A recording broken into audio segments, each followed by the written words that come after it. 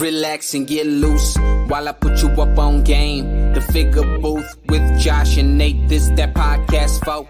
Those in the know. Batman vs. Iron Man. How would it go? We talking one of a kind. Collectibles.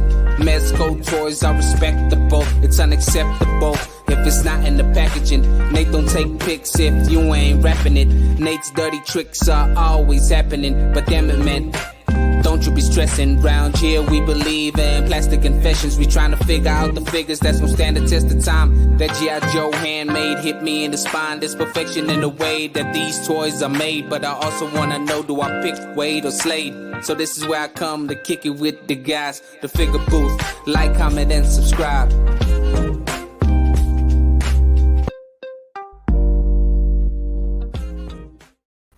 Hello and welcome. You have made it to another episode of the Figure Booth podcast show, where we talk about the ups and downs of the modern day collector. We go over weekly hauls, we go over pre-orders, and from time to time, we do interviews with active community members in the action figure world. My name is Josh, and I'm joined with my friend and co-host, Nate.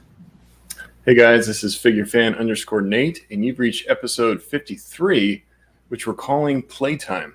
Oh, that's a good one, Playtime. Yeah, I wonder who we could have on today as a guest. There's a guy that really likes to play with toys and other things. Yes, and he's highly invested into like V-necks. Right, he's a founding member of the Wade group, which is infamous in the YouTube circles and the community circle too. He's part of Toy Migos, right? Yep. Yeah, he's kind of well known in the community. I think we all know who this guy is, or at least interacted with him, or have seen him in one of the multiple streams that he's been a part of. He gets around. He does get around in many ways. Who do we got today? Hot dogs. Let's bring him on board. None other. This man needs no introduction, so we're not going to give him one. Just bring him on board. Let's see if he comes on. There he is. I get around. Gets around. Accurate. Welcome to the Figure Booth. What's up, guys? Which one of you is the brother of Oscar Isaac that was on Moon Knight? It might be Prime. him. Is that Definitely okay? Yeah. I wasn't sure. Like what? Right? It's the Figure Nate, Report. Figure Fan. It's Nate Figure Fan. Yeah. That's cool. That's good. Yeah, the fan Congratulations. figure guy, right? No, but we have Playing With Myself today, guys. For any of our audio listeners that don't recognize his voice, Mr. Adam Van Wickler himself. Howdy. Thanks for having me, guys. You know I'm a big fan of the show, and thank you for allowing me to listen to that theme song before pulling me in here. Because it got me. We wanted to get you pumped and hype. And one, I'm super excited to get you in here because who doesn't love chopping it up and talking toys, especially with somebody as yourself who's, I feel like you play a dual role. You're on both sides.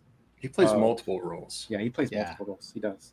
Yeah, I'm like pansexual, but pansexual like for toys. So And it's that. I was gonna give a disclosure. I was gonna say this episode may not be safe for work, may not be safe to watch with your children or listen in the car with any other people. Toy Migos is G. Yeah, I know. It's like, well, it's not always G. I try to push it occasionally, but it's mostly G rated. So yeah, if you're listening to this audio, you might need to put some headphones in.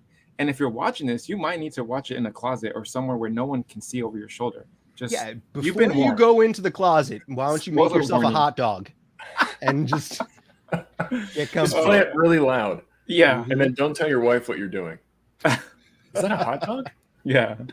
Why are you wearing shorts? Why are you wearing Daisy V-neck. Dukes eating a hot dog in the closet? Are those my cutoffs? Oh, man. Yeah. Oh, that's funny. But yeah, we are very happy to have you here, Adam. We wanted to get to know more about you because, as Prime said, you kind of sit on both sides of the aisle when it comes to toy collecting and being in the toy industry, but you do a lot of other stuff. So just, if you don't mind giving us a quick rundown for anybody that doesn't know who you are, tell us a little bit about yourself. Yeah. So my name is Adam Van Wickler. I'm at Playing With Myself on Instagram and pretty much all over the internet. My day job is I work at Gentle Giant Studios. I'm the director of creative services there. What that means is basically all the different toy companies, Hasbro, Mattel, Diamond, Dark Horse, Jazzwares, they come to Gentle Giant, they hire us to do prototyping. So I am their point of contact. I'm the guy who runs all of the external prototyping division. So I'll oversee the digital sculpting, concept art if we need to do it, 3D printing, molding, casting, paint work, and even manufacturing. So we do it all start to finish. It's mostly toy related. The stuff that everyone cares about, and myself included, is the action figures, but we do a lot more. We do, high-end collectibles, mini busts and statues. We've worked on Pez dispensers and bottle cap toppers and all sorts of things. So you name it, we'll work on it. But the primary focus is on toys and action figures. Yeah, I always really enjoy the Gentle Giant booth. I've been to it STCC a few times, but just because of the variety of stuff that you guys have, it's not just action figures. Like you say, you have busts and you have all these other cool collectibles, and you guys display them in such creative ways. So I think it's cool that you get exposure to not just the toy collecting world, but kind of everything within pop culture, excuse me. So you get exposed to a lot of that. So when you're your director, you said, of creative services, is that right? Yeah, it sounds like craft services, doesn't it? It always kills me. I'm like, yeah, we make the food or something. But yeah, it's because I come from I went to school for graphic design, advertising, marketing. So like in that world, in the world of advertising, a person is called like a creative director, and for some reason, at our company, it's called director creative services, and I'm like, that sounds so weird to me. I'm like, I'd prefer just creative director, but hey, whatever. Right. I'm not gonna complain. It's the same. It's just different on a business card. Well, you still have director and creative in the title, so exactly. It still works. It's That's like, yeah. I was watching. You have your own personal YouTube that you post some stuff on, but I was watching Yeah, my personal YouTube has only like 7 subscribers, I think, Nate, and maybe 8 now. I mentioned that like I think 4 of those are my mom's accounts, and I don't usually post videos, but I have playlists where I save all of my appearances, so this will be on there. Awesome. My mom We're happy to make that. We made it. But I was watching one, and you're talking about the process of the Spider-Man Infinity War figure. Yeah. And basically Marvel had contacted you guys, and Diamond Select contacted you, and they wanted to make a Tom Holland figure for the movie with a screen accurate representation of his face. And then you guys, kind of walked us through the whole process. I thought that was really interesting. Mm-hmm. Did you actually get Tom Holland in the studio to do the photo realization? Yeah. So we have multiple different ways of scanning. So I think Tom was back when we were doing the laser-based scanning. So you actually had to sit down, and a head scanner would rotate around your body. Now, primarily, everything we do is photogrammetry. So it's actually captured with digital cameras, and it's like 160 digital cameras all the way around. The great thing about photogrammetry is that it's instantaneous. It's like snapping a picture. So it's all 160 or so cameras firing at the same time. And that will then it uses a program to stitch together those pictures to create the data. And the great thing about photogrammetry is it also captures that color data like as texture maps. So it's great for VFX purposes, not as useful for prototyping stuff other than it being really good reference for us. But I believe that Tom was captured using the old school scanning methods, because we have mobile rigs, we have rigs inside the studio. Prime actually came for a tour, and it was before DesignerCon, so he got to see it. He did not get scanned, unfortunately. There were too many people there, and I didn't want to have to like let anyone down, so there was no scanning actually happening that day. But he did get to see the rig. Yeah, that was really cool. But yeah, Nate, you did your homework, man. That's an old video. The weird thing was, Adam pulled me aside. He's like, "Hey, you want to get scanned, but you got to take off all your clothes." And I was like, "What?" That's weird. Like, wait, excuse me? And I was like, "Wait, what's going on?" And he's like, "Never mind. Life-size figure." Yeah. It's weird. And it's like I was putting on the yellow rubber gloves. I was like, what's going And on it's here? like, what? I need an adult. Yeah. That's really cool, though. You know, that you just are part of that process. How long have you been doing that for Gentle Giant? Gentle Giant, I've been there since 2006. So that is 16 years now Wow, that's that awesome. I've been at Gentle Giant. And I've been in the toy industry since 2001. So that was back when I was still in New York. I was working at a small prototyping company in Hoboken, New Jersey called Funhouse. So they did a lot of prototyping work for McFarlane and Toy Biz. That's how I know all the Toy Biz guys. I met them. I was a young fanboy, and like I just basically never left them alone. So now I've been adopted as one of their people. It's nice. I mean, not many people can say that, though, you know, to have those types of connections. Making that transition, going from like a fan, and I mean, you still are a fan, but now that your hobby turns into like your day job, was there times where you're like, oh, I don't even want to collect anymore? Or did it instead like light the fuel even more?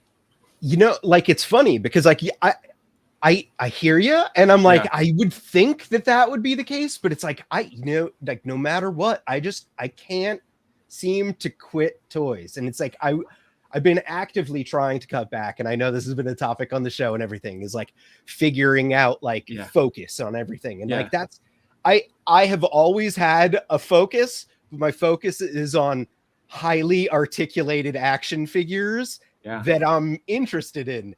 Yeah. And it just seems that there's so many of them now. And it's like, I don't even limit myself to a scale, because like I grew up with 3 3/4. I grew up on Star Wars action figures, and then G.I. Joe was like my love. Like I absolutely adored G.I. Joe because they had more articulation. So it was like, as a little kid, you know, like that line was coming out in 1983.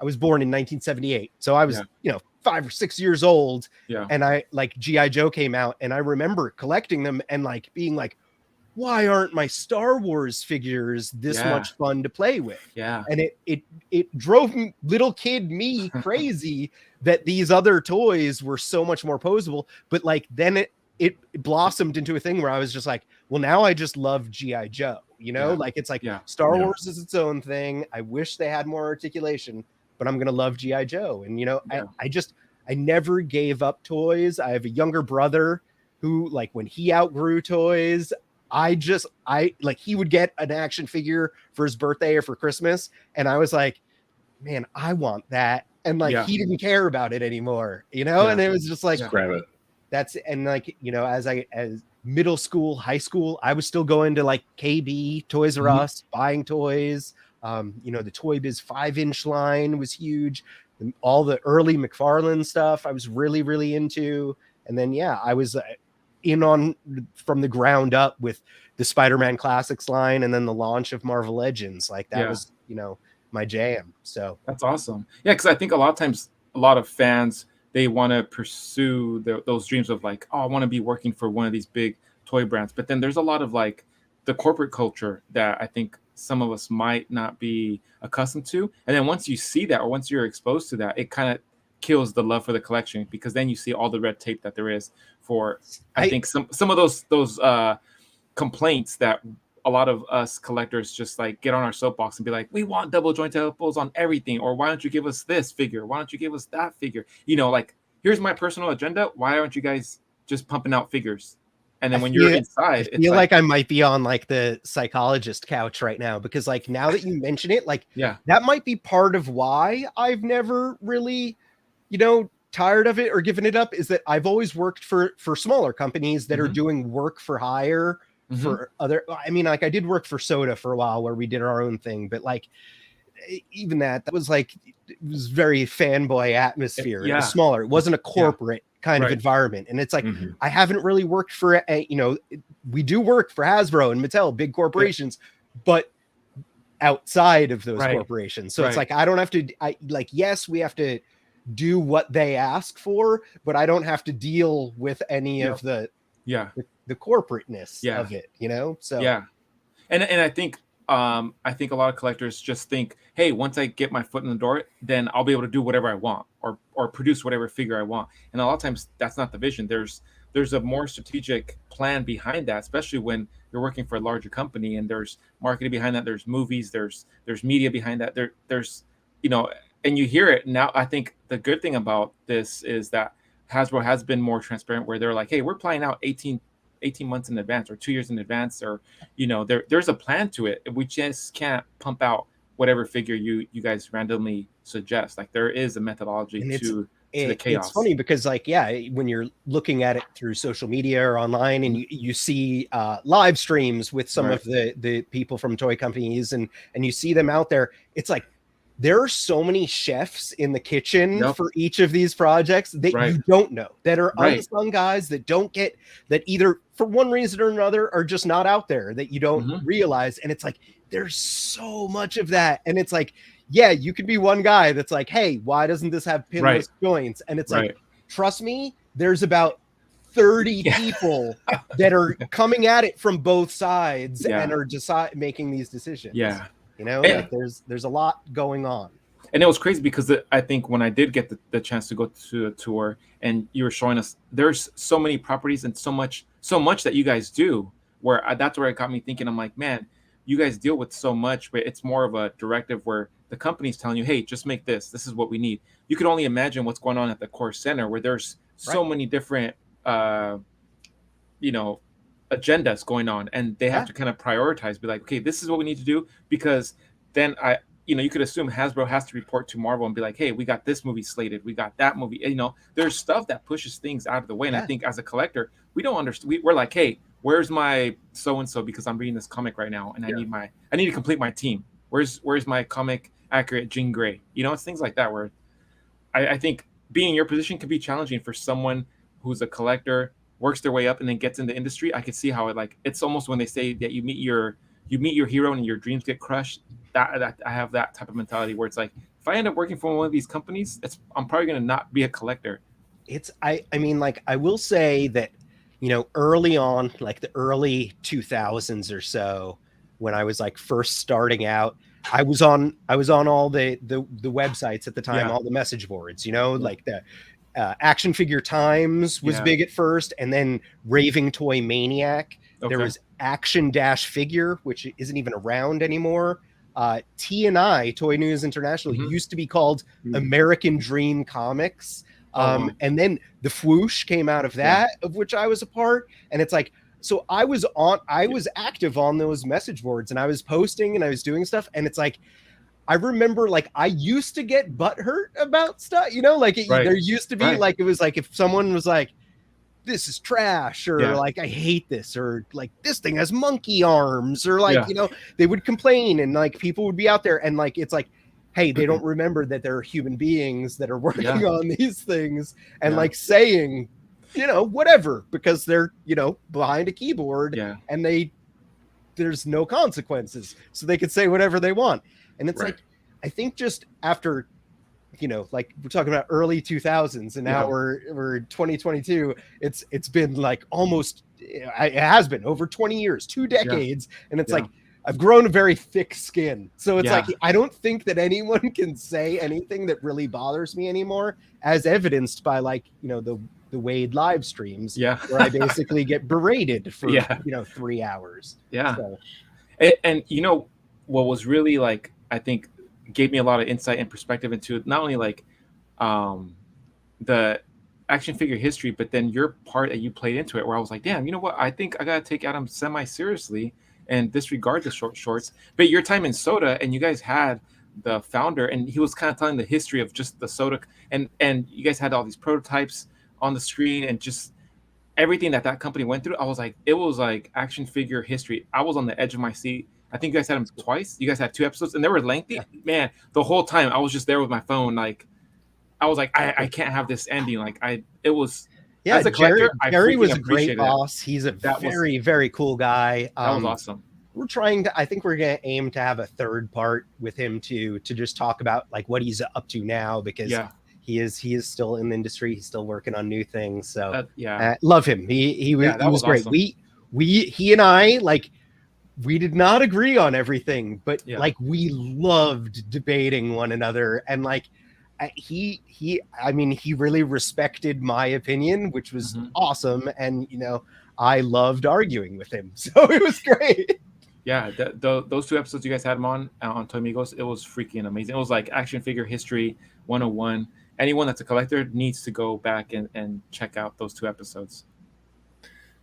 Yeah, I mean, it provides, like you guys have been talking about, such a unique perspective for you, I'm sure, Adam, that when you see these people complaining in live streams or commenting hateful stuff on a post about a figure being delayed or not coming out the way that you think or the way that they think it should, I'm sure there's a part of you that just wants to fight every single one of those battles, but then it kind of falls on deaf ears sometimes. So do you find yourself constantly kind of going back and forth, like, I want to get involved, it's not worth it, or trying to not take it personally? It's really tough because like that's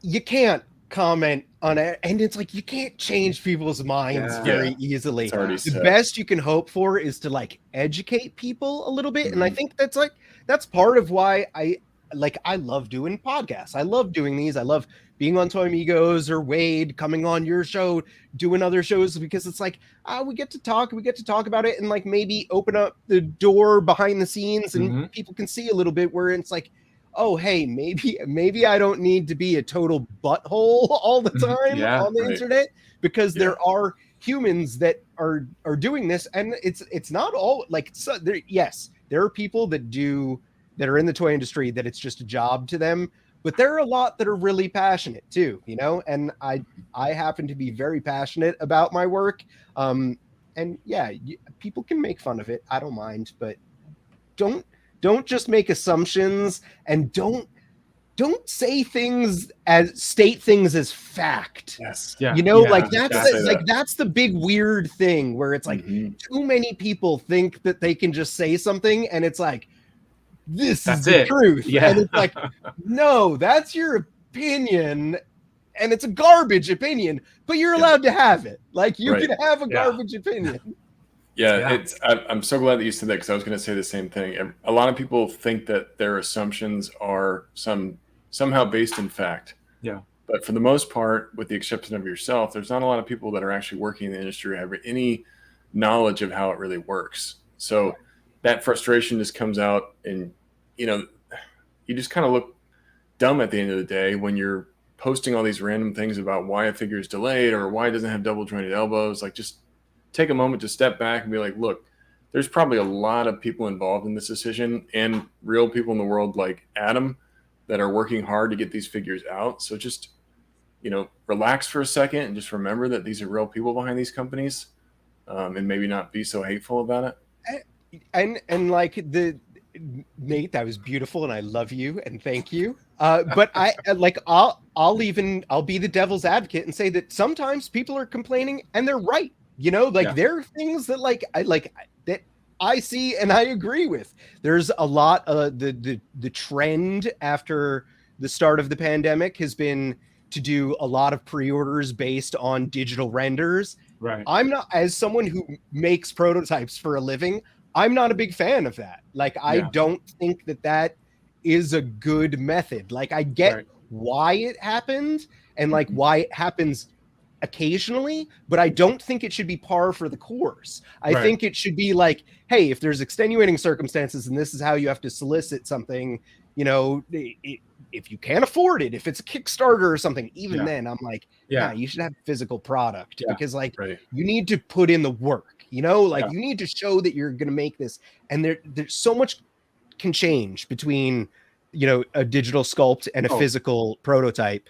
When you're printing, there's a simple thing, in ZBrush, which is the program most people are using, there's a perspective slider. So it's like, Nate and Josh, you guys are photographers. You know about perspective. When you hold the camera close to something, it looks totally different than when you hold the camera further away from something. So when you're digitally sculpting something and it's on your screen, there's an artificial perspective about it. And ZBrush, this program, has literally a slider, and it's arbitrary. It's like you just slide it left or right and it adjusts the perspective. So that thing that you're sculpting Yeah. and working on, it's not necessarily indicative of what it's going to look The like result. once it's in the physical world. Yeah. And like Yeah. you see it all the time Yeah. if you look closely Yep. at the digital renders and then Yep. at prototypes. It's Yeah. like, no, that looks different. So Yeah. I'm Right. not a big fan of that solicitations based Oh, on yeah. those. So, you know, and I have tons of stuff I can complain. You can Oh, complain yeah. about pinless joints too, because I don't love those as well. So Mhm. Yeah, I think it's a good point too, because a lot of people will take that render and run with it and be like, Yeah. well, I don't like the way this figure looks, or this doesn't the And they do the proportions look opposite too. off, or- Once they actually like solicit the product, hey, we got it in hand. They're like, it looks nothing like the digital render, and then it's like this figure is trash. So a lot of times it ends up biting the companies, in the butt, where it's like you solicited the digital render, you release something, and like now I have Lex Luthor giving me the side eye, regardless of whatever pose or wherever I put him, he's always looking to the side, like. And in Exactly. the digital, he could have been the looking paint straightforward. Yeah. itself. I was just talking about sculpt stuff before, but paint too. Yeah. You're digitally painting something, you're painting it in, basically Photoshop. Mhm. And it's like that is totally different Yeah. than physically painting an item. Yeah. Nate knows he paints stuff with Sharpies.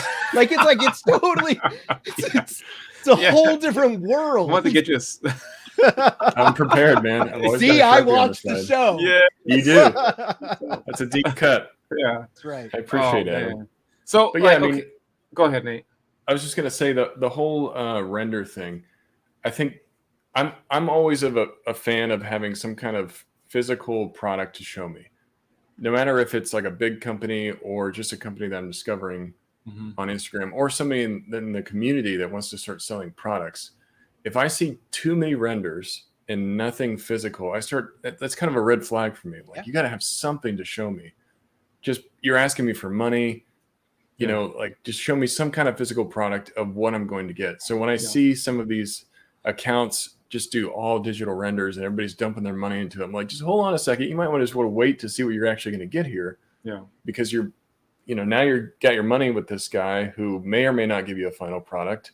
All you've seen is renders at this point. And then 6 months down the line, they missed the deadline and they're telling you, oh, we're having production issues. Like, you've never even shown me anything that you've produced up to this point. So I think that goes with, I kind of feel the same way. If you're out there and you just see a bunch of renders, just wait a second, maybe ask them for some type of real product image. I mean, you see the big companies deal with it. Look at Mezco. So many delays, and they're a larger company than some of these smaller independent like creators, where they're teaming up and they're doing Kickstarters or they're doing just digital renders, and it's tough. Like, yeah, it's just it's a really tricky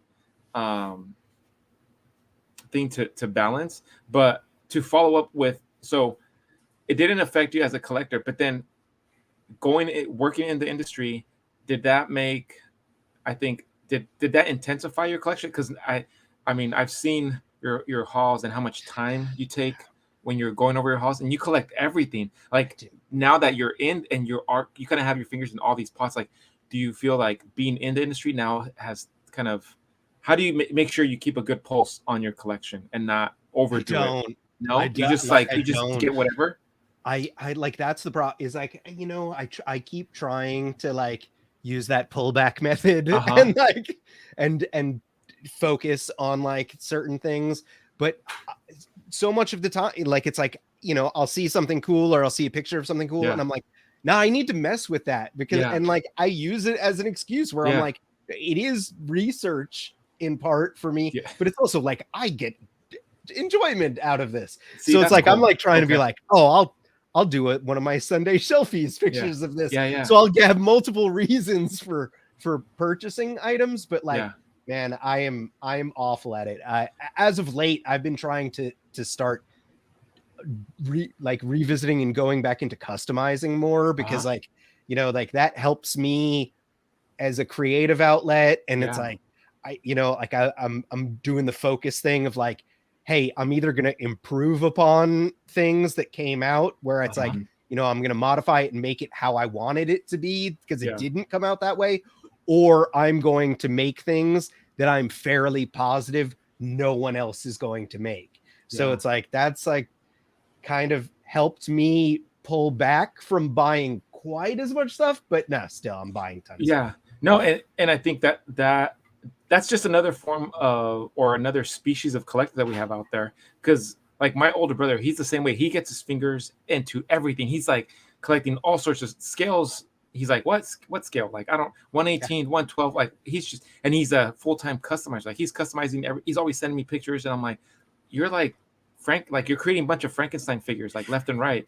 But he's Sid always from chopping Toy this up. Story. That's awesome. Yeah, he's like, oh, another Snake Eyes. That's like, this is Snake Eyes version 23 or something. But he reminds me a lot of you, where you're every time on Toy Migos, you're like, oh, I'm working on this custom or kit bash, and that passion that you have for it, you always have, I think, a good ear and an eye to what's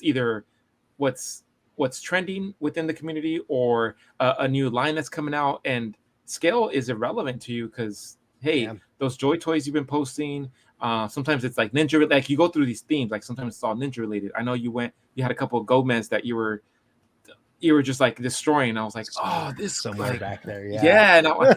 and to you, it's like, I'm just having fun. Like, it's like I'm doing these crazy science experience. And the kit bashing, to me, like my hands start trembling the minute I'm like, I have to take off what? I'm like, I can't do this. I'm gonna live through vicariously. I keep doing like, that's my new in the Toy Migos Discord. It's like, I'm known for making the world's most expensive customs. Yeah. Like I'm like destroying highly, like it's like I did my grifter custom. I used like Nate, you'll appreciate this because you know Mezco so well.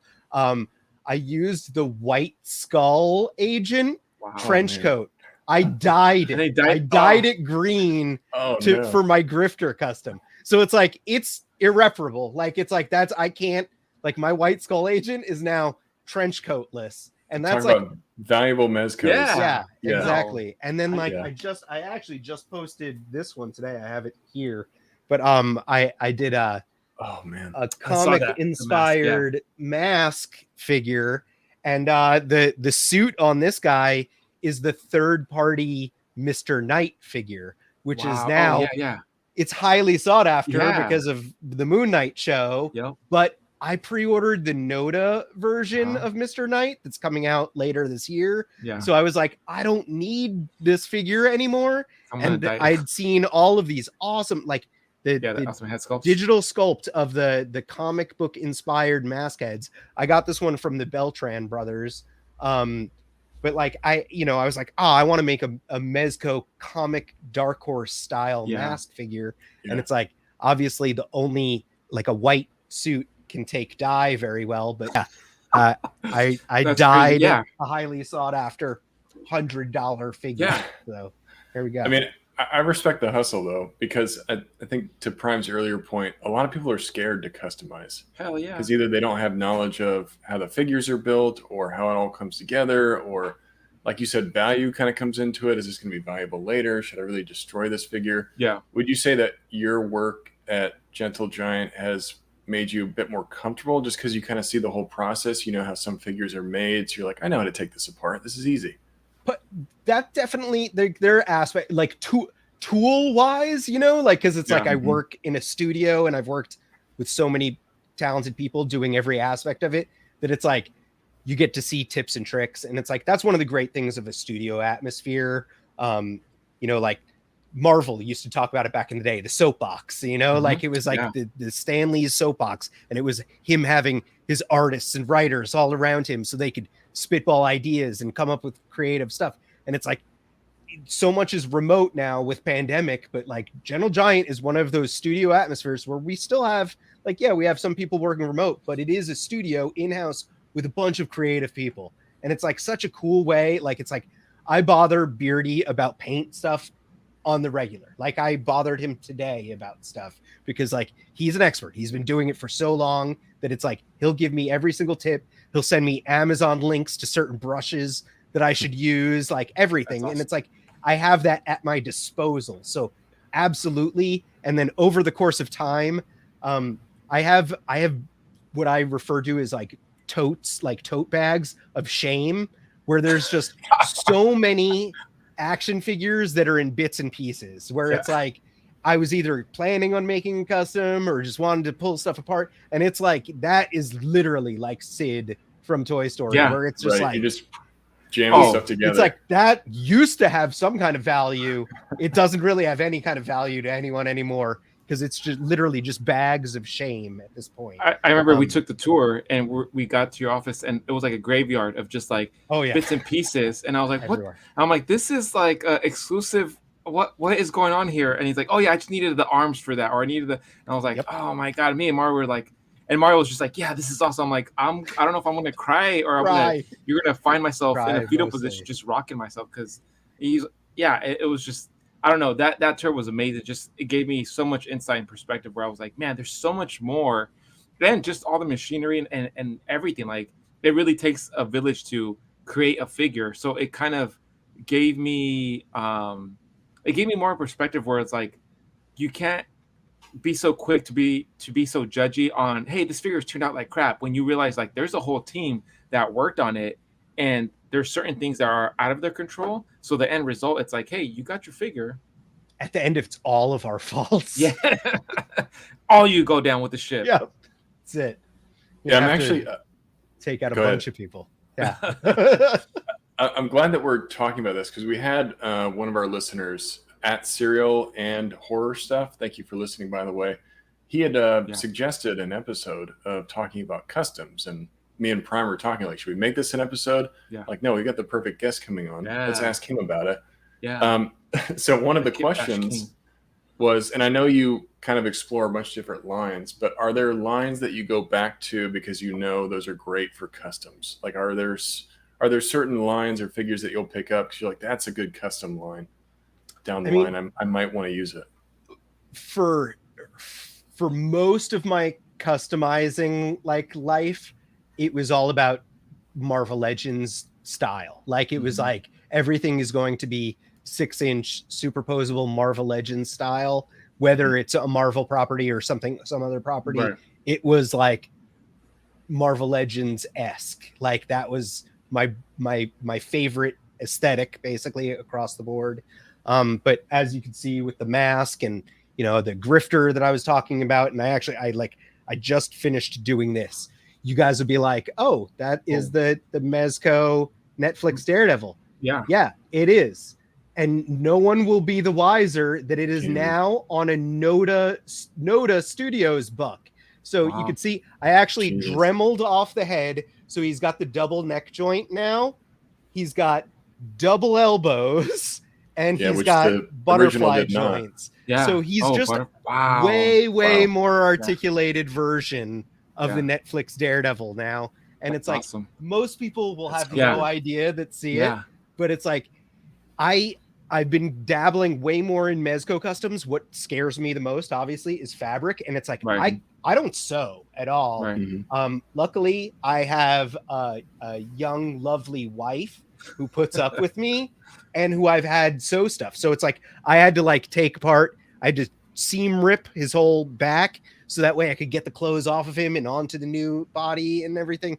Dremel stuff and do all sorts of cuttings. But I had her do the sewing for me. Oh, nice. So it's like that has helped out a ton there. And then I just started dabbling in 1/18th acid rain customs. So I have one that I think should be finished in the next day or two that I'll probably post on my custom Instagram page at some point in the coming weeks. But I'm used to be Marvel Legends, but I'm trying to do it a little bit more across the board, just with anything that strikes my fancy, because like I said, it's like it scratches that itch of new toy creativity and keeping your hands occupied. That's I'm always reaching for toys or messing with stuff, whether it's at work or on the couch or even during podcasts. I usually have stuff that I'm messing with the entire time. So it's nice. That's cool. That Daredevil is really nice. And I think the fact that you don't know that there's anything that's changed is actually a credit to your ability to do it. Yeah. Because that's the first thing you look for is like, okay, what's different, or what do I see, whether, where he's messed with this. And that's why, when you brought it up, I'm staring at him like, what did he do to that? Yeah. Probably different body underneath. My old joke that I used to always say, like Beardy and I would talk about this, is that I always would want to make like this goes to the more Marvel Legends style customs that I would make, is I would always want to make something that I could bring in the bathtub with me. So it's like I wanted it to be like as tough, as durable as like a manufactured Hasbro toy. So it's like a lot of times I would just pick stuff that has like the appropriate base color and everything. You know, the articulation and size that I want was definitely, you know, number one focus, but then proper base colors, so that way I wouldn't have to worry about the joint rub or stuff quite as much. So like that was always the thing with me, where it's like make it as playable as possible, you know? Right. You're kind of thinking down the line, like as I have this thing finished and I'm messing with it, what are the things I want to avoid having issues with? The paint rub and stuff like that. It makes a lot of sense. I know you said Legends probably seem like a really good option just because they're cheaper, less of a risk of damaging something that's more expensive, easier to kind of pop off and mess with the parts. Do you do any customs with like Mythic Legions at all? Because I mean, for me, somebody that doesn't customize, those are easy to pop and swap. Yeah, I have a handful of Mythic Legions, and like they are super, super custom friendly. I love that about the line, you know, that it's so mix and match, and like they even have released, you know, like figures with those exact intents behind them. Right. And it's funny that you mentioned that, because I think like next up on my to-do list is a Mythic Legions custom. I'm a big fan of Berserk, the anime. There's a whole Berserk shelf behind me. I have the brand of the sacrifice like guts tattooed on the back of my neck. And I was going to do the Nosferatu Zod using one of the it's the Giants. I have it over there. I have all the parts, and it's funny because it's like I bought these parts like so long ago, and I was talking to Punker Mike about it, who is an awesome customizer, way more talented than I am at customs. Like he's a badass. But he and I were talking about it, and he did the custom. Like he did the exact same recipe. Oh wow. Like we had discussed it together, and he did it. And it's like, if you go and look for that custom from him, it's probably like 2 years old. This one. Wow. So it's like, I've had this stuff sitting here for 2 years, and I've just been like, I've been too lazy to do it. I'll get to it later. No, it's going to happen. It's about time. Well, that's cool though. And the fact that you hold that off for so long, and you think about it so far in advance, like at some point I want to have this custom. It's funny because it's like, that's one of my favorite parts of customizing is the assembling the parts. It's like, it's finding all the perfect pieces and then starting to see it come together. My least favorite part of customizing is painting. So it's like, it's the last step. So it's like, you know, like that's where I'm like, I get held up, and like, it's like, there's so many unfinished customs because I'm just like, I don't feel like painting. And I did all the fun stuff. Like I love dremeling stuff to like get it to fit on things. So much fun to me. But yeah, like painting. Just get yourself some Sharpies, man. Yeah, exactly. Make it a lot easier. Yeah, but that would scare me the most because I don't have any painting experience. And that's one thing that I liked about Mythic Legions is that they do have enough variation to where if I want, you know, a dark skin character or a light skin character or different color armor, I can find enough pieces to pop and swap that stuff and kind of make something. So that's maybe a little less intimidating for me. They're doing such cool stuff. Like they put out those hands packs and the feet and stuff. So it's like, it's like they're basically making very custom friendly like offerings. And it's like, that's super cool. I love that. Yeah, really encouraging the pop and swaps and making your own stuff. Yeah, I'm a big fan. That's one of the reasons why for a while I avoided the line until I got one in hand and I started messing with it and then doing the swaps. And I'm like, wow, this is awesome. Now I want more variations of other characters so I can use those pieces in my customs too. So, I mean, for me, that maybe, it's definitely a rabbit hole for sure as far as that line. But, you know, seeing guys like you doing more customs and getting into the fabric, I mean, that scares the hell out of me. But maybe I could ask my wife to help me sew as well. Because I'm like, I didn't think about that. You know, get her involved in the process. Is she pretty supportive of that, or does she get like annoyed with your requests? She's very supportive and very sweet, but I think it stresses her out. Like, cause she know, like I'm. Are you critical? Well, no, I'm not. Like, I'm not. I probably don't approach it in the best way. I'm like, this is $100 figure that's selling for probably double that, so we can't ruin it.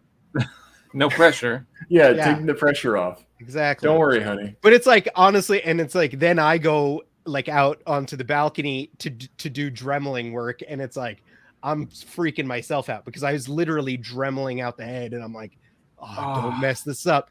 And then I had to do it too, because he has two different heads, and I had to do it to both heads. Like, and doing things identical twice. Yeah. It sucks. Man, that's impossible. painting. Like, that's the painting eyeballs, the worst, because it's like, you could do one and be like, oh my God, that's perfect. Yeah. But you have to do it again, and you have to do it again and place it in a way where they're not like wall-eyed or cross-eyed. And it's like, whew, that's a nightmare. Like, so not fun to me. It's like purely stress. Well, you're taking more thought at least than McFarlane does. That's all to the side. this way. Yep. Yeah. Or that way. Yeah. It's like, I They're not looking at the purposely same try thing. to do as many customs as possible with just whited out eyes, like Grifter's mask and everything. Right. It's like, oh, that's fine. Easy. So is that something you've been customizing for a long time, or would you say since your time at Gentle Giant, or were you doing that before Gentle Giant? I've been customizing, like, I would say almost my entire toy collecting life, because like it goes back to those like 1983 GI Joes. They had the screws in the back and on the inner thighs, so you could literally unscrew the GI Joe. The torso pops apart, the arms and head would come out. Then you could pull the crotch off from the O-ring. You could unscrew the thighs, and so that way you could change the lower legs with the upper legs. And it's like, I used to drive my younger brother insane, because like he'd be like, why are you ruining our toys? And it's like, I'm not ruining them, I'm making them better, dude. Wait till you like, see what I make out of this. You're gonna love it. But to that exact point, Nate, when I was doing that with GI Joes, like I started off with just doing like simple things like that, but then when I started to get into like painting, I used whiteout and Sharpies, and that was atrocious. I think everyone starts out with whiteout and Sharpies. I remember using whiteout and Sharpies. I'm like, why does Duke have Wild Bill lower bottom like that? He's wearing cowboy boots. Wait, where is he going to? Like a little extra texture there. You're like, what is this? The best is when you use the whiteout and then you Sharpie over it, and it's like black, it's but then bumpy. Purple, faded purple around it too. It's like, it's like this denim looks a little suspicious. Yeah, those lines aren't very clean. No, exactly. But you have to start somewhere. You have to kind of figure out what works and doesn't work. And for me, Sharpies still work. For the most part. Don't get me wrong. Like I have used Sharpies for stuff to this day, like just here and there. The problem is like what I just mentioned, is that they can bleed as soon as you hit them with anything, and like that's the danger. But like little stuff here and there, like there's a place for Sharpies. Well, and you talked about how we are toy photographers, but you are as well. If you go into your Instagram page, you post a ton of toy photos, and you do a bunch of different stuff. It's not just like vanilla poses all the time, even though you do that too, but you actually try to pose and make scenes, and you've got that white hot background to really show off the figures. So you've been doing that for a long time. I mean, your Instagram starts way back in 2014. Yeah. Long time ago. It's I did have earlier Instagrams than that, but I deaded one of the accounts because I wanted something that was consistent. So like the Playing With Myself account that I started in 2014, I was like, hey, I need to have a go-to, a portfolio. Like it was literally, and like I still kind of use it as that, but not really as much anymore. It is all stuff that we've worked on. So everything that I post on there is stuff that was worked on pretty much by Gentle Giant Studios. There's some pieces here and there that were like, me on the side, or me prior doing other projects. But primarily it's stuff that was prototyped at Gentle Giant Studios that I was trying to take pictures of that were like, I didn't want to just use for my portfolio, like company product shots, because so much of the time, until like very recently, in fact, promotional photography has been pretty garbage. Like, it's like, they don't know how to pose the things. They don't like take the best pictures in general. So it was like, I wanted to do promo shots for stuff that we worked on. And like, that's what the account has been. And it's kind of grown a little bit from there. I dabble in toy photography. I don't think I'm of myself as a toy photographer, because like and here's where I throw that definition. Like, yes, I'm taking pictures. I'm posing up the toys and taking pictures, but I'm pretty much just using my phone. I did recently get the ZV-1. I'm using it for streaming mostly. Yes. I haven't messed with it as a camera. I can't wait to bother all the guys that have gotten this camera to try to use it as a camera as well. But you know, like, because I'm shooting pictures with my phone, it's like I feel like I'm a visitor in the toy photography world. And it's like I do the Sunday shelfies on my Twitter account and Facebook, where I do a little bit more toy photography-ish things, where it's like I started buying dios. Like, I have all of 78 points of articulation dios so far. I love them. They're so cool. He's a great dude. He does great work. So like, I've been playing in that world, but again, it's mostly me on my camera, and then like I'll bring him into Photoshop, mess with him a little bit, and post them. Like, I'm not putting the same amount of effort into it that guys like you are, Nate. Like, it's like I see like I see Cheney every week doing thumbnails for Toy Migos. Darius, amazing, like amazing photos. And it's like, I see the work behind it, like Darius is like FaceTimed with me a few times while he's doing photo shoots. And I'm like, holy crap. Like, I'm blown away. Like his setups, the way he does everything, and the sheer amount of pictures that he takes. It's outstanding. Like, it's crazy to me. And it's like, I do that a little bit with like, it's like, I'll take like 6 or 7 to try to make sure like it's like slightly, but it's like, no, 6 or 7. It's not like 50 to 100. And it's like, there's just so much to it. Obviously Sergeant Bananas is another one. He's a Toy Migo. I've chatted with him for many years now.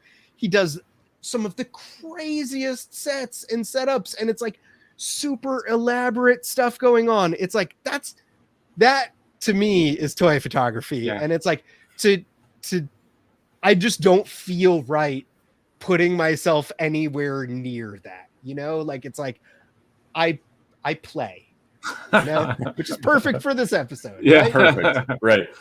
No, I hear what you're saying, but I think, the fact that you're even trying it and you're posting your own photos and you're posing, I mean, you're having fun with it. And that's at the end of the day, that's what toy photography is for me. I'm just having fun. Exactly. Building the set, building the background, that's part of that fun.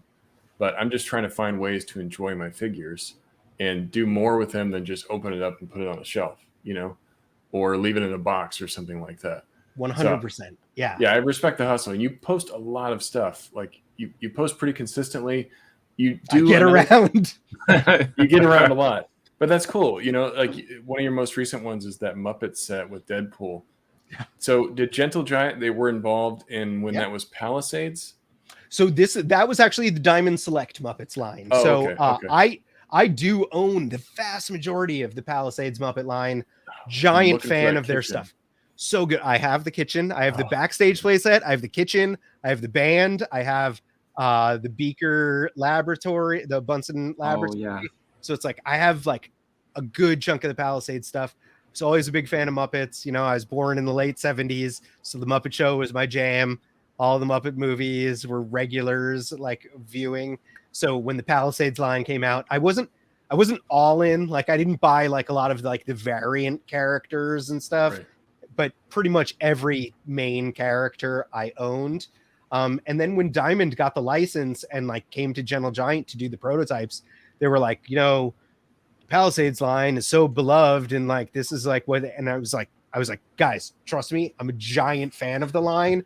I know what the Palisades line was, and I know what we can do to differentiate it and make it something where it's like I, as a fan of the Palisades line, would want, where it's like they're basically that Muppet line is 1/12 scaled. So like across the board, like those Muppet, if you put them next to like a Marvel Legend or something, they're the scale of what the puppets would be next to. Oh, nice. That's awesome.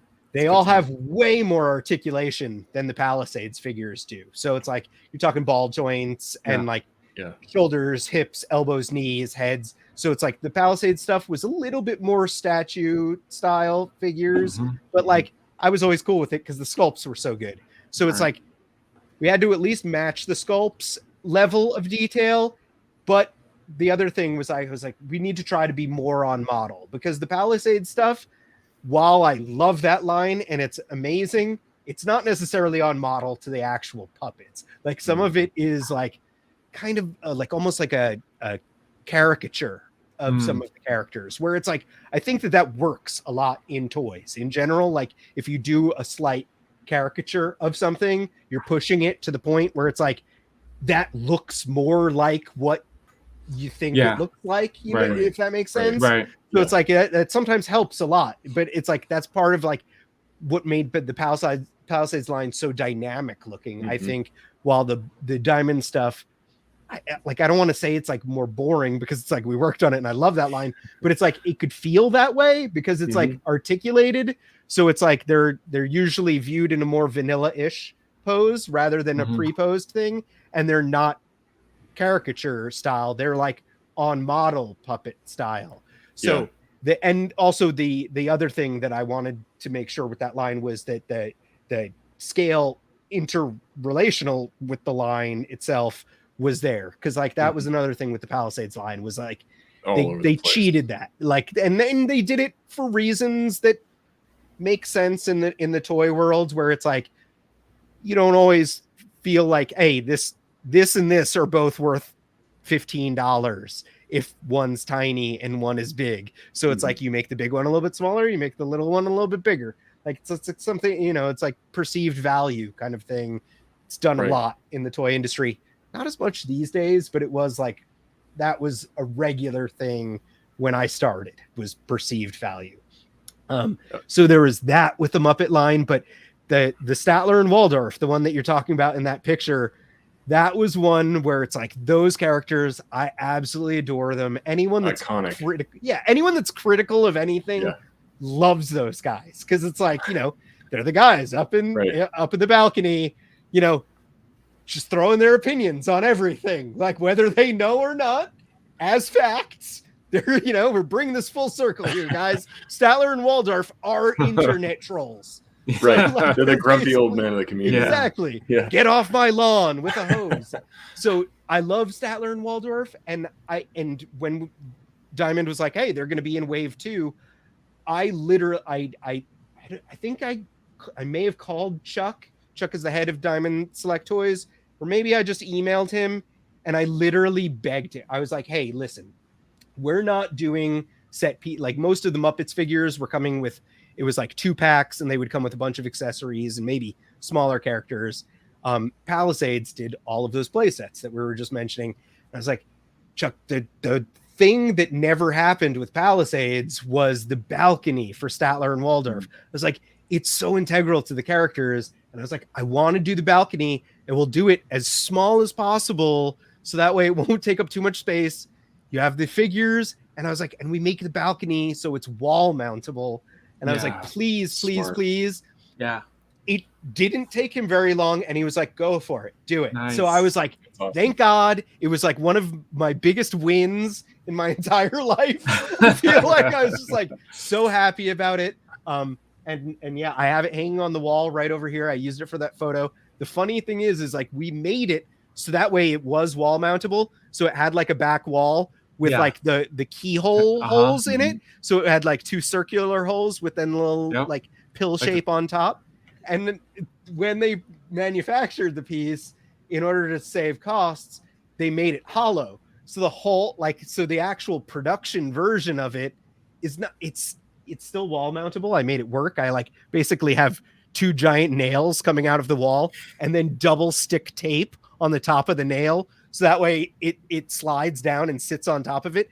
But it's like, it's not actually like wall mountable anymore because they were trying to save on plastic costs by making the whole thing hollowed out. Oh, So got it. So it doesn't sit maybe as securely as you would like. yeah, I mean, like it does because like I rigged Right. it. Well, Dude. yeah, Like, yeah. But yeah, I think that's, I never really thought of the difference between Palisades and Diamond Select in regards to the Muppets line. And I think you bring a really good point where it seems like Diamond Select's really focusing on having figures that move and can articulate and really just be fully functional. Palisades is more of like, let's just build a whole set with some characters that are,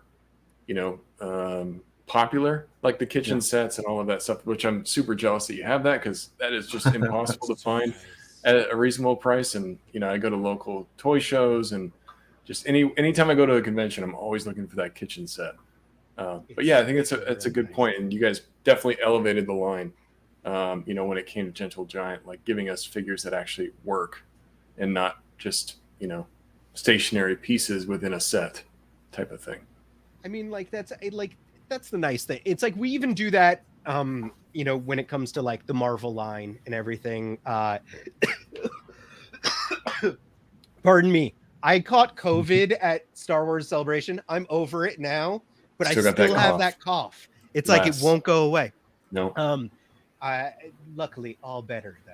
Like Good. other than a nasty cough.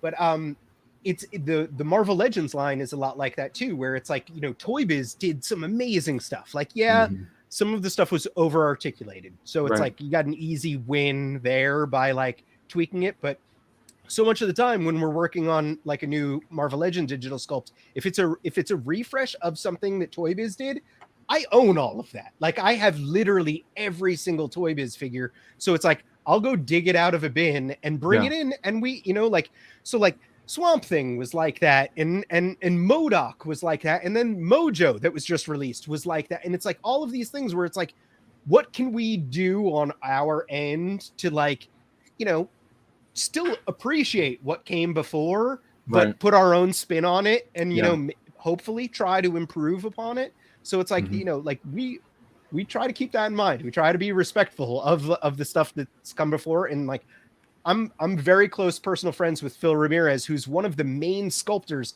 behind all the Toy Biz Marvel Legends. So it's like, I get to go over to his studio and see the original, prototypes that he has on display there that look fantastic, like way better than what actually came out in production. And it's like, he knows, he gives me crap about it all the time, where it's like certain things he'll be like, that's not better. Like, but whatever. It's great because like, he knows that like we respect all of that work that came before too, like, and that's, I think that's obvious when it comes to like certain people that do prototyping and stuff. Like, it's like, there are people that, are just doing it and it's a job. And like, there are people that there's not a passion for it or that are cutting corners or that don't understand articulation and have never messed with physical objects or done anything. And it's like, then there's people that like we will print stuff out and it's like, if it doesn't work, we go back and we fix it. And it's like, not everyone does that because they don't always have that luxury as a studio that does everything from start to finish. Right. Interesting. That's cool. And, I know you've kind of, I don't know how far along you are in the process. I know you have kind of your own thing that you're doing. I don't know how much you want to talk about that, but you've got kind of your own lines that have sort of bridged your passion into, not working for it or collecting it, but now you're making your own stuff. So can you tell us a little bit about that? So, I had worked previously because I was one of the founding members of the Fwoosh. So I was part of the Fwoosh LLC, and we did the articulated icons line, which that was a ton of work, a giant learning experience, so much to it there. But now I'm working on 2 other lines with 2 other groups of my friends that are all in the industry. We have the Cursed Dead, which is myself, the aforementioned Phil Ramirez, who was Toy Biz sculptor.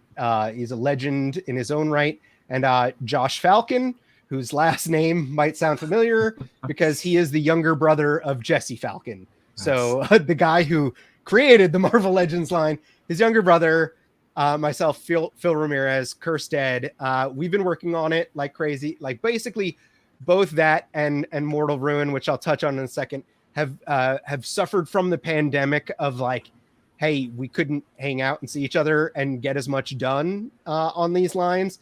And then both of the teams, so Josh had a baby during the pandemic, and then Mortal Ruin is myself, Renee Aldrete, who I've worked with at Soda and then at Gentle Giant. He's sculpted the vast majority of the Marvel Legends that everyone likes. And Beardy, who I mentioned, a painter who also worked at Soda and works at Gentle Giant. Renee, Beardy, and myself are doing Mortal Ruin, which is another one of our lines. Beardy had a baby during the pandemic. So both sides have had a lot of other stuff going on. You know, I recently just got married. So we've been, and we all have full-time jobs otherwise. So it's like, so you know, like something you try to make time for. Literally our entire, you know, at least 40 hours of our week is devoted to our real jobs. And then on the side, we're trying to get these other projects up and running. We have made a lot of progress. We debuted both at DesignerCon in 2019, literally right before the pandemic. I think it was just a few months later, early in 2020, pandemic happened. So we had debuted both lines there. And since we have made quite a bit of progress, like I have prototypes around that people haven't even seen yet here in this room with me. But we're basically trying to get it all together, get everything done and completed before we start showing stuff again to the public. Because like, we teased a bunch of stuff and then life happened. And it's like, rather than kind of tease it out more and more, it's like, nah, we're going to finish and we're going to come out guns blazing. If you guys follow the accounts, there's an Instagram account for Mortal Ruin. There's an Instagram account for Cursed Dead. Obviously, my Instagram account, I will talk about them on there as well. Toy Migos, I'll talk about it on podcasts.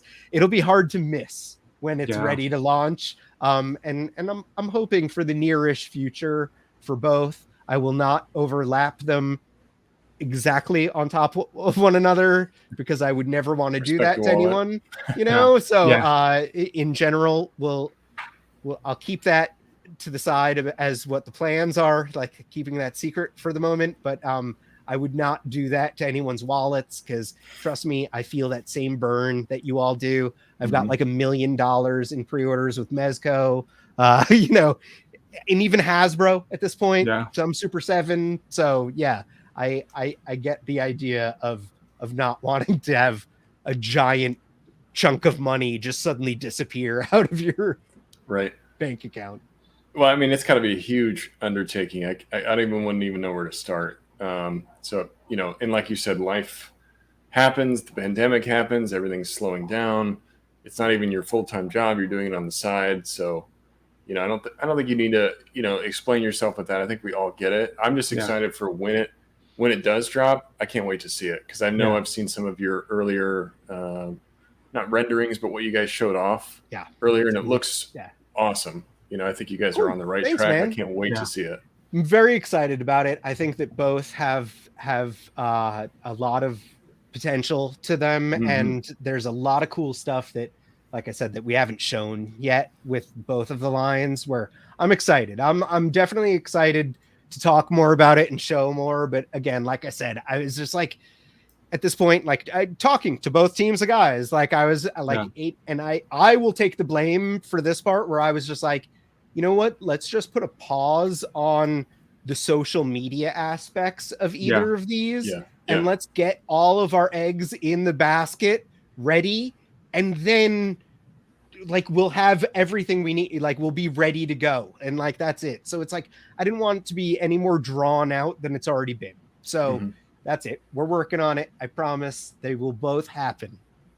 That's awesome. I'm excited for it, man. And if you guys listening are interested, go to Adam's Instagram. He's got a link tree which has the website. It's got the Instagram. You can check it all out. They have some of their earlier photos on there if you want to see what we're talking about or kind of want to see where the line's going to be going. And to Adam's point, we have a lot of stuff that's still yet to be seen. So I'm excited for it, man. I think it's really I have cool. a link tree that's very long because like I get around. It's like a serious link tree. Yeah, you're on multiple different platforms, but like I said before, I respect the hustle, man. You work hard and it shows for sure. Well, and on top of that, I know we're getting towards the end of the episode. We're going to move into what we call the Dirty Dozen. But on top of everything that we've already talked about, you're also a member of the Toy Migos. You've been a member of the Toy Migos for a very long time. Yeah, there you go. And how long have you been? Have you been there since inception, or I can't remember where you? No, yeah, I have not. It's funny because like it's a perfect segue, Nate. I don't know whether or not you planned this, but I actually met Cheney at DesignerCon at the booth that was we had a booth showing off The Cursed Dead and Mortal Ruin at DesignerCon 2019. That's where I met Cheney. He came to the booth and he was super interested in both lines, talking to me for a really long time. He was way more interested in talking to Phil Ramirez because like he was way more famous. And then Jesse Falcon was hanging out at the booth too because it was me, Phil, and Josh, but like Jesse hung out at the booth with us almost the entire time. He was a great cheerleader for the line and a great draw because like everyone loves Jesse Falcon. But so Cheney was hanging out, talking to all of us, and he was like, hey, why don't you, I have a podcast, Toy Migos, why don't you come on Toy Migos? So I think it was sometime in January of 2020, which is still right before pandemic. I think DesignerCon was at like the end of November. It was like right around Thanksgiving time, 2019. Mm-hmm. So then, I was on an episode of Toy Migos, January of 2020. And I had a great time talking to Ernie and Cheney, like just, hanging out for 2 hours. That was before it was even on camera. It was all just microphone, voice, That's crazy. Audio version of podcast. And basically on that episode, had a good time. And then a month and a half later was when the pandemic happened. So Cheney and Toy Migos started doing the quickie minis, which were every day during the week. They did a podcast and it was like insane. Like we're Monday through Friday, every day talking about toys. That's rough. I think I ended up joining that pretty early on. I would say like 2 to 3 weeks into it, maybe. I was just like, hey, I would love to come on this. And then they couldn't get rid of me. I just stayed on. I was on the Quickie Minis for, I think, the whole life of the Quickie Minis. I probably missed an episode here and there. But then I started getting on to the Thursday weekly shows every week. We started doing the on-camera stuff. And they haven't been able to get rid of me. I love it. And I love it purely for the reason that like both of those guys are, and it's more than just the two of them. Because like there's Dario, there's Sergeant Bananas, there's Lago, Jurassic Jesse, Chamba, everyone. Like it's such a great group of guys. And we always try to stay as positive as possible. Like, sometimes we get into the weeds a little bit. Yeah. Sometimes Ernie and I will argue about stuff. Yeah. But then there's also like that, I made fun of it earlier, the G-rated nature where it's like, I tend to like push that a little bit, but I love it and respect it. I have an 8-year-old son who is, around, sometimes even in the room when I'm recording these and stuff. So I love the fact that it is a family friendly show. I think it's great also for me, for professional and industry reasons, to be on something that is family friendly and respectable and tries to stay on the up and up and positive and nice and accepting, in general. Yeah, right. So I just really love it. It's a great community, great atmosphere. And they can't get rid of me. That's crazy that started in 2020. Cause I think it kind of makes sense. That's really, I think when I came about, and it must've been, the pandemic where everyone started discovering each other, and it just feels like it's been a whole lot longer than that. Oh yeah, exactly. But I remember the mini quickies where I was like addicted to them. I was like, oh yeah, this is gonna get me through because I've been at home, working from a laptop all freaking day. Now I get to, unplug and just listen to these guys just chat about so much what's going on. So it's crazy. I'm like 2020. That was only It's only been like Yeah, 2 not years. that That's long. ins- I know, no, and not. it's funny because Wade likes to remind me and anyone that'll listen that I have actually known him longer. I actually knew him through Instagram, and then like we hung out in person at one of the last Comic Cons, like walking around looking for exclusives together, and then at the last New York Toy Fair before the pandemic, Yeah. we also hung out like in person a little bit. So it's like I have known him longer than the Toy Migos, so he likes to create that beef. Yeah, beef. You know? Like, Yeah. Right. Well, the DesignerCon was the first time I met Wade, and I've known him since like a long time, where we used to chat and stuff. And when I first saw him, I went like this. I'm like, I'm gonna give you a hug, and he's like, "Don't." Yeah, He's no, like, don't do I'm that. like, "Come here. I'm gonna give you." yeah.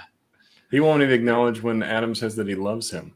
Yeah. It's like, what? He What gets do you mean you love mad. me? He gets Yeah. really mad. Don't Yeah. say that. Yeah, he's. I think that you guys have a funny dynamic because I've seen you, on his show and on the Wade stuff, and you're always trying to like make him uncomfortable. I love that. Yeah, It's great. It's good. He is whether he wants to admit it or not, he is a good friend. So there you go. I use the F word, Wade.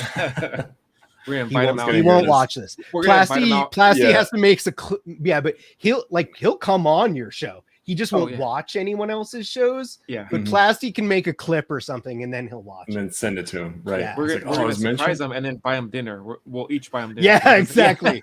Buy. Yeah. You want to really upset him? Buy him dinner for sure. That's great. Well, if you guys are listening and you haven't seen the Toy Migos, which I'm sure everybody here that is listening to this probably knows who the Toy Migos are, go check them out on YouTube. Subscribe if you're not subscribed already, because you can catch Adam every Thursday, right? Every Thursday. Yeah. Every Thursday night, recording with the Toy Migos. So I try to join those as much as I can. It's great. I think you guys have a good dynamic. You and Ernie are always kind of butting heads, but at the end of the day, getting along. And then, That's awesome. Cheney and Chumber. We're are trying to Snake keep Eyes you and guys- Storm Shadow. Yeah, Sometimes exactly. friends, sometimes mortal enemies, you know? Yeah. It's great. It makes Depends on the entertaining podcast for sure. Sounds super fun. Well, what do you think, Prime? Should we move Ready for a into good a dozen? Dirty Dozen? Oh yeah. And since you are a viewer, I'm sure you have an idea of what the Dirty Dozen is.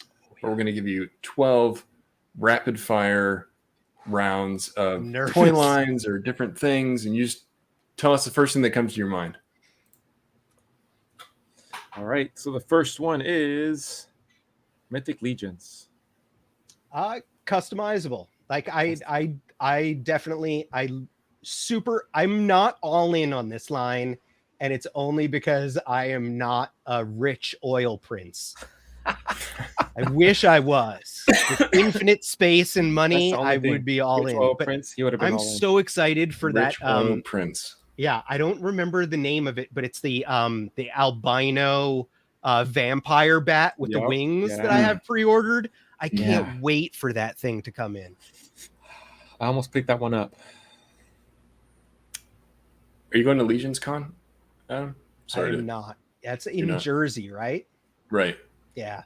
I mean, like I am a New York transplant, so I try to get back to the East Coast as often as possible, but Mhm. I got to have good excuses for doing so. Yeah. All right. Makes sense. Next You can't do one everything. is Star Wars Black Series.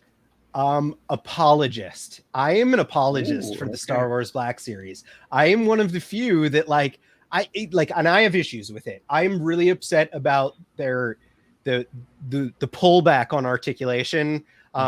Primarily like the double jointed knees. Like some characters still have it, but then others they're doing that ball knee thing, and like I'm okay with it in certain aspects, like the new the Rosario Dawson Ahsoka. So I'm cool with it because like it functions well and works with the sculpt. It's a little bit weird, but she has big baggy pants on, and you're not going to get soft good pants on a Star Wars Black Series figure. So I think that it's like that works. But then any other character, like it's like I want double knees at least. I can deal with a single ball elbow as long as it gets above 90.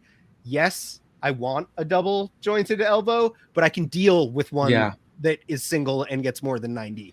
The knees, that irks me. Like it does irk me, but in general, I'm not an all-in for the Black Series, but I do pick up at least a figure from pretty much every wave.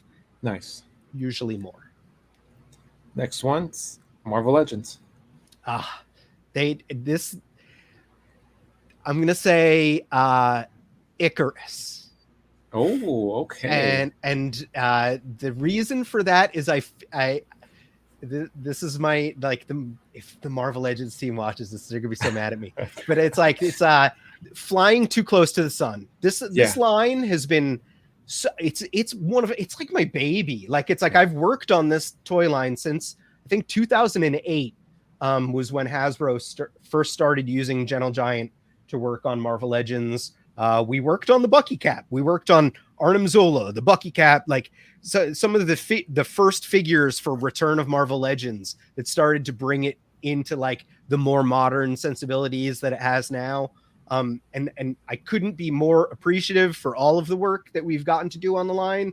I think that now with the line as a whole, it's become so popular that they're releasing so much stuff, and the price points and everything, it's starting to feel flying too close to the sun, hence Icarus. So I love it. I'm not all in on Marvel Legends anymore. I'm picking up. I used to be all in. To be all in across the board.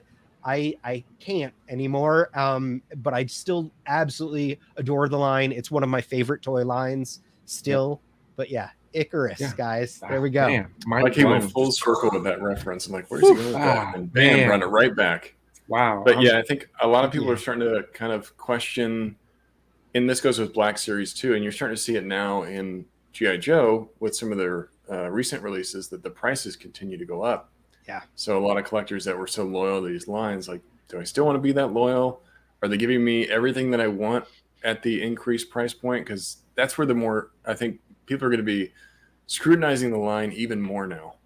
So you see the haters online that are mad about certain things, but now that the price is even higher, I feel like that's going to get even worse, because people are going to get a figure that's $38 in their hand and they're not happy with it. Like, I spent $38 in this. Now I'm going to start ripping it apart. That type of thing. So it's kind of a double-edged sword where, you're getting more money for your figures, but man, people are going to be even more critical now of what you're producing. So interesting. Next one, Jurassic Park. That's cool. It's good timing. This weekend is Father's Day, and I just bought tickets to go with the wife and the kid to go to the Dinos Alive exhibit in Montebello. So it's like animatronic dinosaurs. And then I also got us tickets to go see Jurassic World Dominion on Sunday for Father's Day with my wife's dad and the kid as well. So we're having a dinosaur-filled weekend coming up. Awesome. We did get to work a little bit on Mattel's Amber collection. So that was cool too. I am a fan of dinosaurs. I'm definitely more of a fan of the Jurassic style dinosaurs rather than the accurate feathery ones. Yeah. Which, I mean, I get it. It's cool. We're watching on Apple TV the dinosaur great show. It's great. It's really good. It's fascinating. I think it's cool looking, but it's those are not the dinosaurs I grew up with. No, the dinosaurs I grew up with are terrible lizards. Yeah, I'm waiting for Dino Riders. Yeah, that's what I'm waiting. Yeah, I remember when they first showed Dino the Velociraptor Riders, on the Apple show. I'm like, wait, that's not Velociraptor. It doesn't look like that. Because I'm thinking like you are. Like, my first introduction to a Velociraptor was Jurassic Park. Yeah, the original movie. Yeah. So when you and it's try to show me a new version, honestly, and that's the only one that I like of the movies. If you the original. So it's the first one is that's the one. Yeah, I don't hate the other ones, but it to me is like the Star Wars prequels, the sequels to Jurassic Park, where it's I'm cool with them now because it's my son is into this stuff, he's into it, so it's he'll watch them and he doesn't have the same built-in I'm gonna hate this because it's different than what I grew up with. So it's I can appreciate it through his eyes, and it's they're cool. They're dinosaur movies, man. Dinosaurs are fun. Yeah, right. Just appreciate for what it is. Next one is Mezco. So much of my money, dude. So many pre-orders, and just recently, all of the delays for this year, and it's nothing has come out this year at all. I feel I've barely gotten any Mezco figures, and I have probably I would say between 20 and 30 open pre-orders at least. I might even be like underestimating. Like it might be more than that because it's ridiculous. And like I love it. I love their stuff, but I've said this to Prime Report, but I would love to see like numbers of how many figures that they owe people. Yeah. You know, what's the total count that they're up to right now?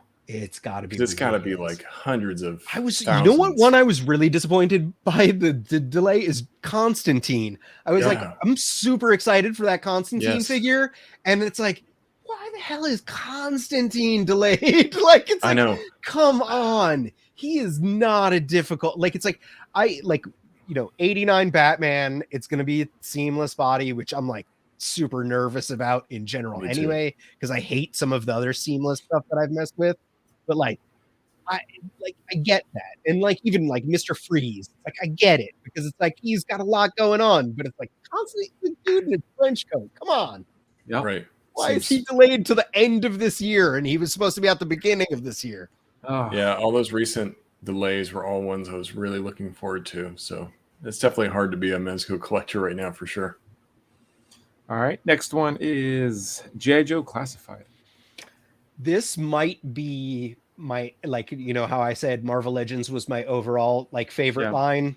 I think G.I. Joe Classified is taking it, and it's like they have a little bit like they're going through, like they've gone through growing pains, you know, right from the onset. Like the launch of the line, it was like, hey, some of these are slightly redesigned. Like it's like Duke and Destro in Wave 1 looked like really close to like what everyone wanted them to look like. Right. Scarlet and Roadblock were starting to be those like, hi, we're redesigned, we're modernized takes. And it's like they kind of learned from that, and everything has been getting more and more classic, more and more card art inspired, which is like, that's my jam. That's what I've always wanted.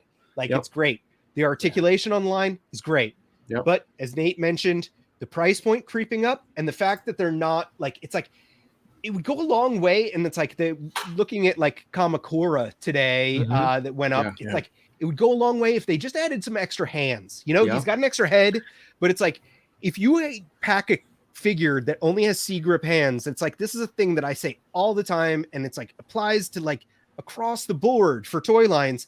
C-grip hands are one of those things where it's like it takes me out of like, it's like if I'm looking at a toy photo and like you see those pre-posed grippy hands, it's like, and they're not gripping anything. It takes me right out of it. So it's like not having that in the line, or not like increasing the price and not adding stuff like that. It's like, come on, guys. Like that's the way to increase value without increasing the cost too much. So I'd really like to see that. But overall, their character selection, the fact that the aesthetic is going more towards that card art, I think G.I. Joe Classified is probably my favorite toy line right now. I couldn't they're agree really with you knocked more. out of the park. All right, next one is Hot Toys. Love, but only have like I think maybe a dozen. I don't have that many. I do have some like grail pieces. I have the Heath Ledger DX2 that has like, you know, the interrogation room, like fold out the table. Like it's a gorgeous figure. Anyone that sees that is like, it's amazing. I have Deadpool, of course. I have Christopher Reeve Superman, which is another like kind of rail level piece. I actually have the Andrew Garfield Amazing Spider-Man 2 Spider-Man that has like that very classic-ish costume, but he's got the little puffer vest and hat and scarf, which I think is really cool. I have Rocket Raccoon. It's not Hot Toys, but I have Blitzway Fight Club. Fight Club is one of my favorite movies. So I have the Tyler Durden's. I made a custom Ed Norton narrator that's part of that. Wow. And then I have some Berserk stuff that's 12-inch as well. So I don't have a ton of 12-inch, but I do love it. I do appreciate it. Hot Toys is the master across the board. Obviously, there are other companies that do make 12-inch stuff that's good, but I think it's not as consistent as Hot Toys. And that Hot Toys, the Multiverse of Madness zombie Doctor Strange that they just solicited with the dead arms cape thing. Like, oh my God. If I had oil prints money, I would absolutely have that thing. Like, it is gorgeous. But as is, I'm like, I don't love Doctor Strange that much that I'm going to buy a Hot Toys version of that figure, but it is a work of art. That thing is amazing. Awesome. Next I'm taking way too long on these. No, you're fine. No, it's not rapid fire at all. No, it's fine. Adam drones on for 15 minutes like his Toy Migos hauls. Guilty. Super 7. I like a lot of what Super 7 does. I really like what Super 7 stands for. Yeah. We had Brian Flynn on Toy Migos. I think he's a very, very smart, well-spoken guy. I don't always agree with their choice to use so much digital renders for pre-orders. I also don't always agree with their articulation breakdowns. I'm an articulation junkie. Like, that's my jam. So it's like the fact that everything seems to have like single elbows and single knees, even when there's like design, like stuff built into the design where it's like, now that'll straight up look better with a double joint there. Cause like there's even lines. Like, it's like they've said in the past, they're like, oh, we don't want to cut up the sculpt more. And it's like, no, wait, some of those characters literally have like panel lines and stuff that break up and like that would be perfect for a double joint. And it's like, they don't give it that.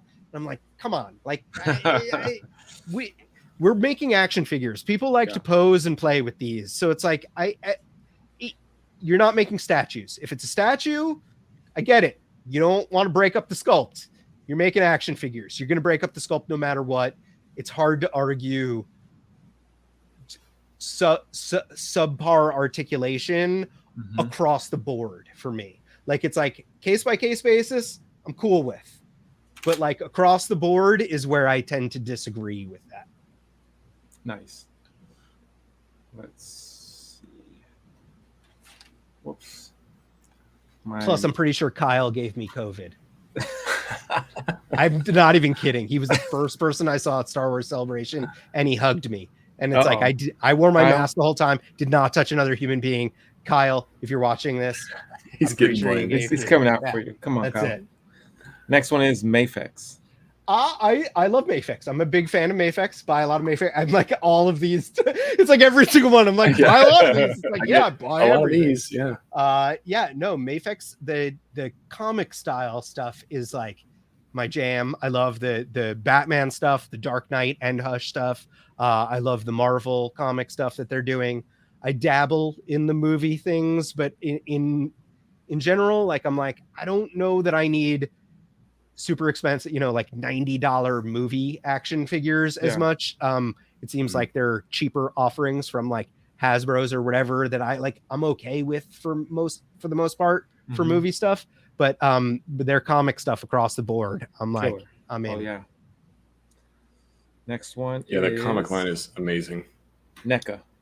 NECA is probably while I said like toy line was Marvel Legends and then being supplanted by G.I. Joe Classified, I think NECA might be my overall favorite toy company. I think that they, like, if I was going to go high end, it would be like 1,000 Toys or something. But like, even then, like 1,000 Toys is starting to like experiment a little bit too much for my taste. Some like here and there. NECA is consistently knocking it out of the park and has been for quite a few years now. There used to be complaints about NECA, like the NECA didn't used to do articulation. NECA stuff used to also tend to break or crumble in your hands. They have made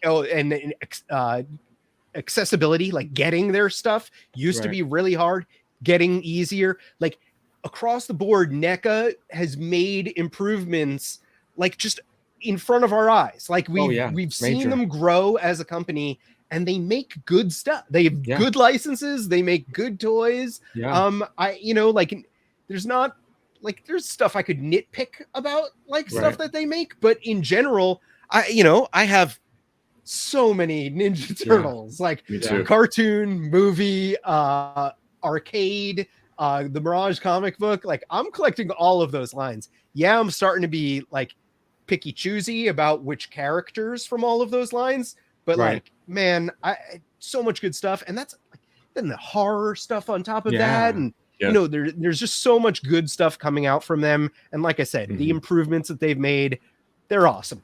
They're good guys. Dig them. Yeah. And it seems like they've just been really consistent. Like I know they've had delays, but it seems like every week there's a new NECA figure that's out or something, Yeah. or they're announcing something or they're releasing it. But every time I go to Target, I find a new figure that I didn't see before. I'm like, oh, that's new.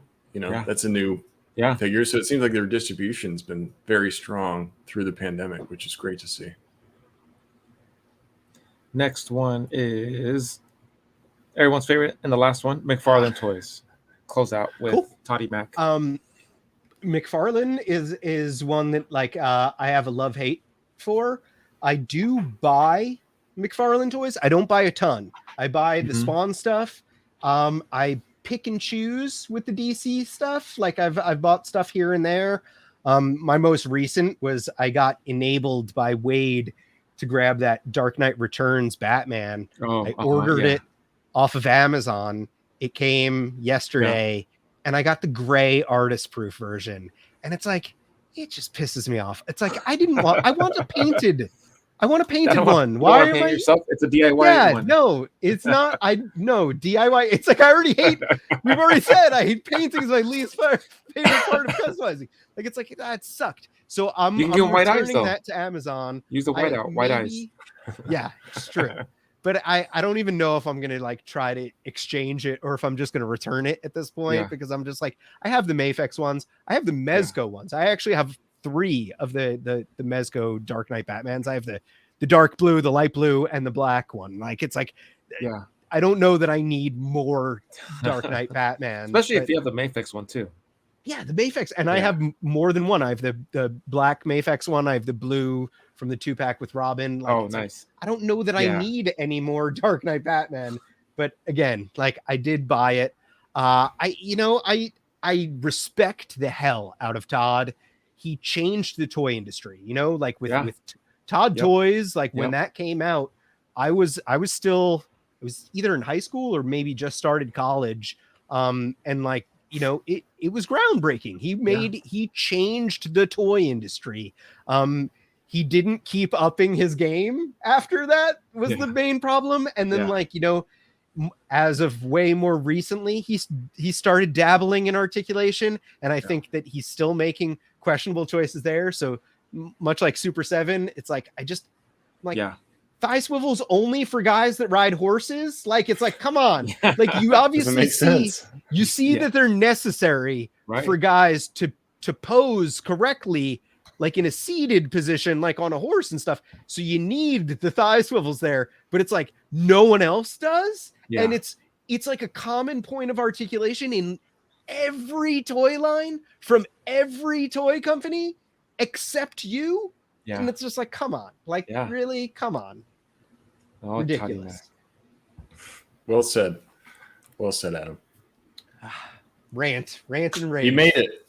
You made it to the end. Now you get your free toaster. Oh, sweet. He's gonna expect the toaster now, Prime. It's not gonna work though. Just burns bread. We're here to disappoint. Well, it was awesome to have you on, Adam, and learn a bit more about you. I've seen you from afar many, many times, listened to you on Toy Migos, on other shows, but to actually get and sit and talk to you has really been awesome, and just learn more about your history. Hopefully that's the same for anybody that's listening. I'm sure you've seen Adam around. If you are not following him on Toy Migos, please go subscribe to him on YouTube. He's got his own personal YouTube channel. Like you said, there's only 7 videos on there, or he's only got 7 subscribers, but maybe help get him up to 10. Maybe help get him up to 10. And then while you're there, or not while you're on his Instagram, but go check him out on his Instagram. Excuse me, I'm butchering this horribly right now. At playing_with_myself. He's got all of his socials in his link tree. Make sure to give him a follow. Huge thanks to you, Adam. Thanks for being here. Thanks, man. Thanks for having me. I'm a huge fan of the show, so it was a pleasure to be on here. That means a lot, man. We're going to send you back to the green room, and then we'll close out. Man, cool. Awesome. Love talking to that dude. Even better in person. It was so awesome to finally I had a chance to meet him last year on DCon. Gave us a tour. We hanged out. I was so Another great jealous that you guys pillar. had to do that. That was so Hey, cool. we held hands. It was like pinkies, but he took us through the tour. It was fantastic. You almost got naked, it sounds like. I Also. almost did undress myself. Like I got almost convinced, but the minute he took out the butter and the gloves, I knew something was up. Oh, wow. But another awesome pillar in this action figure community. Definitely. Yeah, he's a great guy, and I loved digging into a little bit more about his customizing. Yeah, hopefully that helps we you both guys as took well. turns taking turns on him. So I had a blast. And hopefully you guys enjoyed our interview with Adam. If you guys like and want to see more of this, let us know. Make sure you like the video. Tell us your thoughts down below in our comments. And as always, you can follow me all under Prime to the First on Instagram, Facebook, and Twitter. You guys can follow me at figurefan_Nate on Instagram, TikTok, and occasionally on Facebook. Thanks again, guys, for tuning in, and we'll see you next time. See you guys next time.